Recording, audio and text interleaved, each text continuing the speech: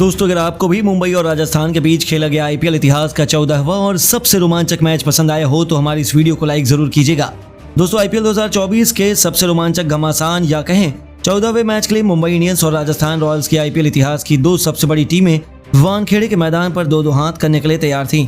रोहित शर्मा के गढ़ माने जाने वाले इस स्टेडियम में एक बार फिर नीला समुद्र उमड़ आया था। इस मैदान पर जब सिक्का उछाला गया तो टॉस के बाज बने राजस्थान के कप्तान संजू सैमसन और उन्होंने टॉस जीतकर मुंबई के बल्लेबाजों को पहले बैटिंग करने का न्योता दिया। मुंबई की टीम के लिए एक बार फिर रनों की ताबड़तोड़ बरसात करने के इरादे से भारतीय कप्तान रोहित शर्मा के साथ पॉकेट डायनामो ईशान किशन की तूफानी जोड़ी मैदान में उतरी थी, जिनका नाम ही बड़े से बड़े गेंदबाजों के पसीने छुड़ाने के लिए काफी था। इन दोनों के कंधों पर अपनी टीम को बेहतर शुरुआत दिलाने की अहम जिम्मेदारी थी। पहले ही ओवर में उनके सामने खड़े थे क्रिकेट को शुरुआत में फुटबॉल में तब्दील करने के लिए मशहूर ट्रेंट बोल्ट।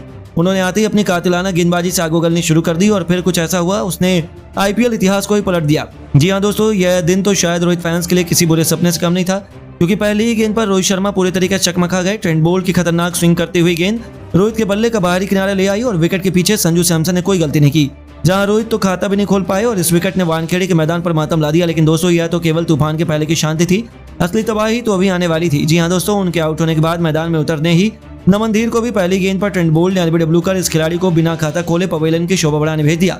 हालांकि नमन ने इस पर रिव्यू जरूर लिया, लेकिन वह भी उनके काम नहीं आया। पहले ओवर में ही मुंबई की टीम केवल एक रन बना पाई और उनके दो बल्लेबाज पवेलियन में लौट चुके थे। ऐसा लग रहा था कि यहाँ क्रिकेट का कोई मैच नहीं बल्कि फुटबॉल का रोमांच चल रहा हो। हालांकि मुंबई को अभी भी उम्मीद थी कि वह वापसी कर सकते हैं, पर दोस्तों शायद मुंबई के फैंस को अंदाजा भी नहीं था कि ट्रेंट बोल्ट अकेले ही मुंबई पर भारी पड़ जाएंगे। जी हां, नंबर 4 के पायदान पर बल्लेबाजी करने उतरे impact player Dewald Brevis Kishan का बखूबी साथ निभाना चाहते थे, लेकिन बोल्ट की लाजवाब स्विंग के आगे उनकी भी एक न चली। जहां बोल्ट ने उनकी गांड कर खाता नहीं खोलने दिया तो अब नंबर 5 के मैदान पर मोर्चा संभालने के लिए तिलक वर्मा उतर चुके थे। 3 ओवर में मुंबई की टीम केवल 16 रन बना पाई थी और उनके 3 बल्लेबाज पवेलियन लौट गए। वहीं गरीबी में आटा गीला, अब तक ट्रेंट बोल्ट ने मुंबई की कमर तोड़ी थी, तो अब उनके साथी नांद्रे बर्गर ने चौथे ओवर में मुंबई फैंस की आंखों में आंसू ला दिए। उनकी खतरनाक गेंद किशन के बल्ले का बाहरी किनारे ले गई और विकेट के पीछे संजू सैमसन ने किशन का आसान से कैच लपक कर मुंबई इंडियंस के बल्लेबाजी क्रम को तहस नहस कर दिया था। जहां ईशान किशन भी 14 गेंद पर 2 बेहतरीन चौके और 1 छक्के की बदौलत केवल 16 रन बनाकर लौट गए और केवल 20 रनों के स्कोर पर मुंबई ने अपने टॉप 4 बल्लेबाजों को गवा दिया। ऐसा लग रहा था कि मुंबई तो अभी से मैच हार गई है और अब मुंबई टीम की आखिरी उम्मीद बनकर कप्तान हार्दिक पांड्या, तिलक वर्मा मैदान पर मौजूद थे, जिन पर पूरे मुंबई इंडियंस की जिम्मेदारी आ पड़ी थी। फैंस की उम्मीदें मुंबई टिपी हुई थी और 5वां ओवर लेकर एक बार फिर से सनसनी ट्रेंट बोल्ट आ चुके थे, लेकिन इस बार इन दोनों बल्लेबाजों ने उनकी एक न चलने दी। 5वें ओवर में एक जबरदस्त छक्का और चौका लगाया तो पावर प्ले के आखिरी ओवर में इन दोनों ने मिलकर इस ओवर में मुंबई ने कुल 16 रन बटोरे और 6 ओवर के पावर प्ले में मुंबई का स्कोर 46 रन तक 4 विकेट के नुकसान पर पहुंच चुका था।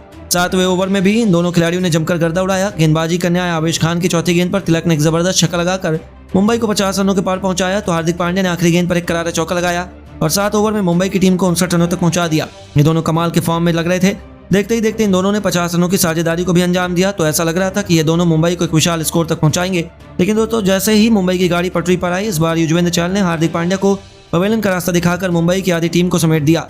जहां हार्दिक पांड्या 21 गेंद पर 6 बेहतरीन चौकों की बदौलत 34 रनों का योगदान देकर वापस लौटे, तो उनके आउट होने के बाद बल्लेबाजी करने उतरे पीयूष चावला भी केवल 3 रन बना पाए। हालांकि एक छोर से तिलक लाजवाब बल्लेबाजी कर रहे थे, तो उनके साथ निभाना टीम डेविड आए थे। मुंबई की टीम 100 रनों की तरफ बढ़ रही थी, लेकिन आज तो दिन राजस्थान के गेंदबाजों का था। मुंबई का कोई भी बल्लेबाज मैदान में ज्यादा देर तक नहीं टिक पाया। तिलक वर्मा भी युजवेंद्र चहल की फिरकी में फंस गए और 29 गेंद पर 2 बेहतरीन छक्कों की बदौलत 32 रन बनाकर इस तूफानी बल्लेबाज को भी वापस जाना पड़ा, जो मुंबई के लिए सबसे बड़ा झटका था। 95 रनों पर ही मुंबई ने अपने 7 बल्लेबाजों को खो दिया। उनके आउट होने के बाद अब जेरोल्ड क्वेट्जे टीम डेविड का साथ निभाने के लिए आए। इन दोनों ने मिलकर मुंबई को 100 रनों के पार पहुंचाया, लेकिन क्वेट्जे से भी केवल 4 रन बनाकर पवेलियन लौट गए और एक तरफ टीम डेविड अकेले हो गए थे। कोई भी उनका साथ नहीं दे रहा था, यहाँ तक कि वह भी 24 गेंद पर केवल 17 रन बनाकर लौट गए। अंत में बुमराह और आकाश माधवाल ने मिलकर मुंबई को 20 ओवर में 125 रनों के सम्मानजनक स्कोर तक पहुंचाया। राजस्थान के लिए ट्रेंट बोल्ट और चहल ने सबसे अधिक 3-3 विकेट हासिल किए। हालांकि राजस्थान के लिए स्कोर हासिल करना चुटकी का काम था। राजस्थान की तरफ से ओपनिंग की शुरुआत करने मैदान पर यशस्वी जायसवाल के साथ जोश बटलर आए।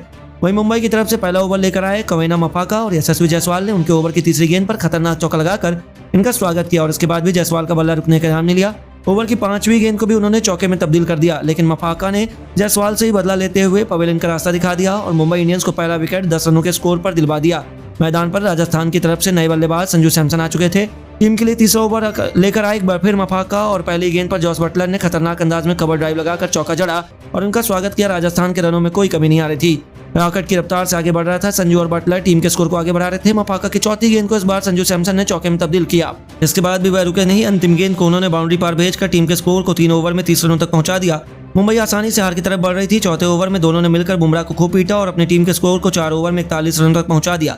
हार्दिक पांड्या को विकेट की तलाश थी, जिसके लिए 5वां ओवर फेंकने के लिए गेंद उन्होंने आकाश माधवाल को थमाई और आकाश ने आते ही ओवर की दूसरी गेंद पर संजू सैमसन को क्लीन बोल्ड कर मुंबई इंडियंस को दूसरा विकेट 42 रनों के स्कोर पर दिला दिया। मुंबई इंडियंस मैच में वापसी करने की पूरी कोशिश कर रही थी, लेकिन जोश बटलर और रियान पराग मैदान पर बेहतरीन अंदाज में बल्लेबाजी कर रहे थे। अपनी टीम के स्कोर को 5 ओवर में 44 रन तक पहुंचा दिया तो पावर प्ले के अंत तक राजस्थान ने 46 रन बना लिए थे। लेकिन 7वें ओवर में आकाश ने इस बार जॉस बटलर को चलता कर मुंबई को बराबरी पर ला खड़ा किया। अब मैदान पर अश्विन को उतारा गया था। मुंबई के गेंदबाजों ने मुकाबले में अपनी टीम को जीत दिलाने की भरपूर कोशिश की। अश्विन ने भी कमाल की बल्लेबाजी का नजारा दिखाया। रियान पराग के साथ मिलकर उन्होंने अपनी टीम को 50 रनों के पार पहुंचाया। दूसरी तरफ रियान पराग का बल्ला बोल नहीं आग उगल रहा था। एक तरफ से वह एक के बाद एक चौके छक्कों की झड़ी लगा रहे थे। इस छोटे से रनचेज में उन्होंने T20 की रफ्तार से जबरदस्त बल्लेबाजी की। हालांकि अश्विन 16 रन बनाकर आउट हो गए और ऐसा लगा कि मैच में शायद कोई रोमांच आ जाए, लेकिन रियान पराग तो एक नया इतिहास लिखने के इरादे से आए थे और अंत तक नाबाद रहते हुए इस खिलाड़ी ने न केवल अपना तूफानी अर्धशतक ठोका, बल्कि एक बेहतरीन छक्का और चौका लगाकर 2 गेंद पर मारकर उन्होंने अपनी टीम को कभी न भूलने वाली जीत भी दिला दी।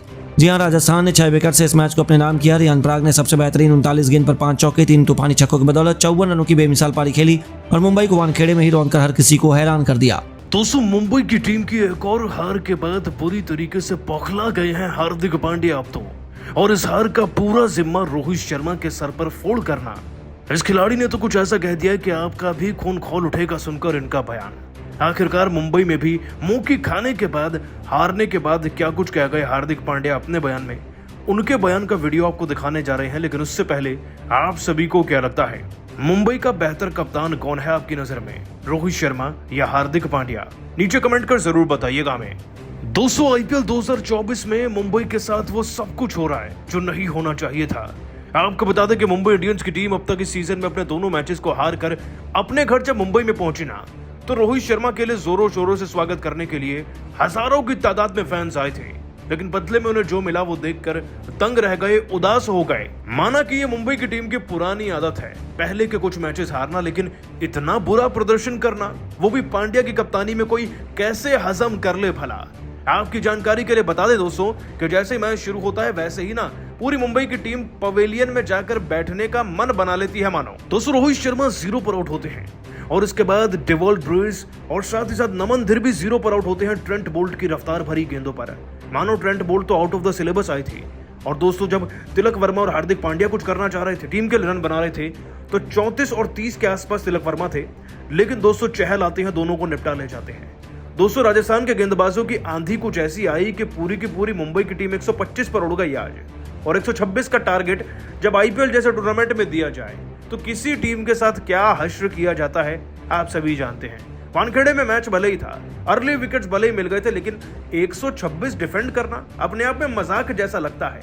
यशस्वी जायसवाल, बटलर और सैमसन नहीं चले तो क्या, रियान पराग ने अकेले 32 में 30 बना दिए। और दोस्तों, बीच में थोड़े बहुत खिलाड़ियों का साथ मिलता रहा है, जिससे अब 37 में 25 रन चाहिए थे। और फिर बड़े आराम से दोस्तों राजस्थान की टीम ने जीत को दर्ज कर मुंबई को एक और तमाचा मारा।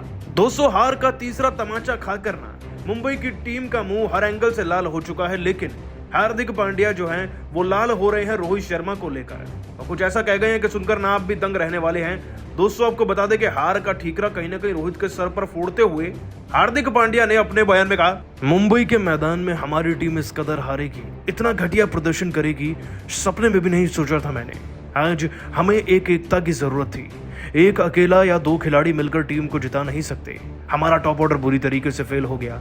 ना तो रोहित भाई कुछ कर पाए और ना ही बाकी खिलाड़ी। अगर वो कुछ रन बनाते ना तो हमारी टीम को एटलीस्ट एक अच्छा शुरुआत मिलता, एक बिल्डअप मिलता लड़ने के लिए विरोधी टीम से। लेकिन जब टॉप ऑर्डर फेल हो जाता है तो अक्सर मिडिल ऑर्डर को दिक्कत आती ही है, और फिर सारी रिस्पॉन्सिबिलिटी केवल मिडिल ऑर्डर की थोड़ी बनती है बल्लेबाजी करने की। रोहित भाई जब कुछ नहीं कर पाए तो उनको बुरा तो कहा ही जाएगा। अगर वो अच्छी बल्लेबाजी करते तो ये हाल आज हमारा नहीं होता। खैर, एक कम स्कोर को डिफेंड करना हमेशा मुश्किल होता है। मैं गेंदबाजों की तारीफ करना चाहूंगा, वो बहुत अच्छे से लड़े और मुझे अच्छा लग रहा है कि हम लड़कर मैच को हारे हैं। कोई बात नहीं अगर हम नहीं जीत रहे तो, लेकिन आगे चलकर हम मैचेस को जरूर जीतेंगे।